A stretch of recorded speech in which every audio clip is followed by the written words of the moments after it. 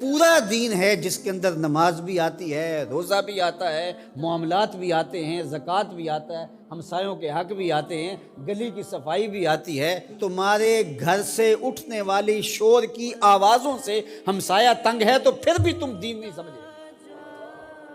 جنت کی جو تعریف کی گئی ہے، مولوی صاحب تو اکثر حوروں کا ذکر کرتے ہیں، لیکن جنت کی تعریف میں ایک جملہ قرآن نے یہ بیان کیا، لا یسمعون فیہا لغوا ولا تاثیما۔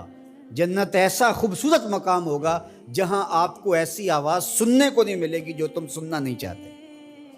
یہ ہے جنت، جو تمہاری طبیعت پہ شاک ہو، تمہارے کانوں پہ بوجھ ہو، تمہاری سماعتوں کے اوپر گراں گزرے، تو جنت میں تمہیں وہ بھی سننے کے لیے نہیں ملے۔ تو میں اپنے مبلغین سے، خطباء سے کہتا ہوں کہ فل ساؤنڈ کیا ہوا ہو اور ایکو بھی اس کی فل کی ہوئی ہو اور چھوٹا سا کمرہ ہو اور آپ آگے منہ رکھ کے زور زور سے بول رہے ہیں اور لوگوں کے دل ڈول رہے ہیں اور آپ سمجھتے ہیں یہ تبلیغ کر رہے ہیں۔ یہ تبلیغ نہیں، یہ بدتمیزی کر رہے ہیں آپ۔ اللہ نے قرآن میں بولنے کا بھی سلیقہ سکھایا، کہا کہ تمہاری آواز بہت بلند نہیں ہونی چاہیے۔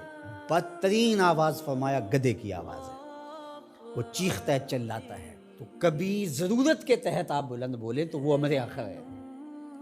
آپ نے دور تک لوگ ہیں اور آواز دینی ہے، یا جنگوں کے اندر رجز پڑے جاتے تھے، وہ ایک الگ بات ہے، لیکن عمومی طور آپ جب لوگوں سے ہم کلام ہو رہے ہوں تو آپ کی آواز لوگوں کے کانوں پہ شاک نہ گزرے، اذیت نہ گزرے۔ بعض اوقات خطیب حضرات جب چپ ہوتے ہیں تو ایسے جیسے سکون مل رہا ہوتا ہے، اور جب بول رہے ہوتے ہیں جس طرح قیامت توڑ رہے ہیں۔ تو یہ کیا ہے؟ جنت کی یہ تعریف ہے، لا یسمعون فیہا لغوا، اس میں لغو بات سننے کو نہیں ملے گی۔ تو یار پوری زندگی کو، پوری دنیا کو جنت نہیں بنا سکتے، مسجد کوئی بنا دو جو ہے ہی جنت، جنت کا ٹکڑا ہے، ریاض الجنہ اس کو کہا گیا ہے۔ تو دین ایک مکمل اور پورے پیکج کا نام ہے۔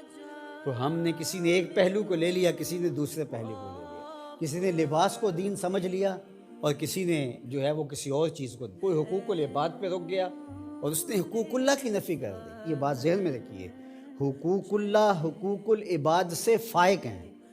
یہ عمومی طور پہ کہا جاتا ہے حقوق اللہ کی خیر ہے، حقوق العباد کا خیال رکھو۔ تو یہ بات ذہن میں رکھیے کہ جو حقوق اللہ ہیں وہ فائق ہیں حقوق العباد سے۔ بندے کے حق اللہ کے حق کے برابر کیسے ہو سکتے ہیں؟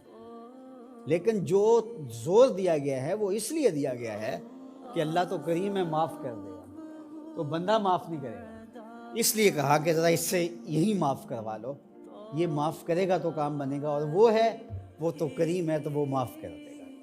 تو اس کا یہ مطلب نہیں نکلتا کہ اس کے حق کوئی کمزور ہے، اس کے حق بندے سے فائق ہے، اوپر ہے۔ تو اس لیے یہ بات ذہن میں رکھیے کہ دین ایک مکمل، کامل، اکمل اور پورا پیکج ہے جس کے اندر سارے پہلو پائے جاتے ہیں، اور ہم ایک پہلو کو بعض اوقات لے لیتے ہیں اور ایک پہلو کو نظر انداز کر دیتے ہیں۔ اسی طرح دین کا کام کرنے والے بھی، ایک تنظیم ایک پہلو کو اجاگر کر رہی ہے، دوسرے کو چھوڑ رہی ہے، دوسری ایک کو اجاگر کر رہی ہے، دوسرے کو چھوڑ رہی ہے۔ تو ایسا نہیں ہے۔ ہاں، کسی بندے کی مہارت کسی ایک شعبے میں ہو تو ظاہر ہے وہ شعبے کے اندر کام کرے تو وہ ایک الگ بات ہے، لیکن وہ باقیوں کی نفی کر رہا ہے اور جو وہ کر رہا ہے اس کو کہتا ہے کہ اس کے علاوہ دین ہی نہیں ہے، تو وہ دین کو سمجھا ہی نہیں ہے۔ تو دین جو ہے وہ پورے نظام کا نام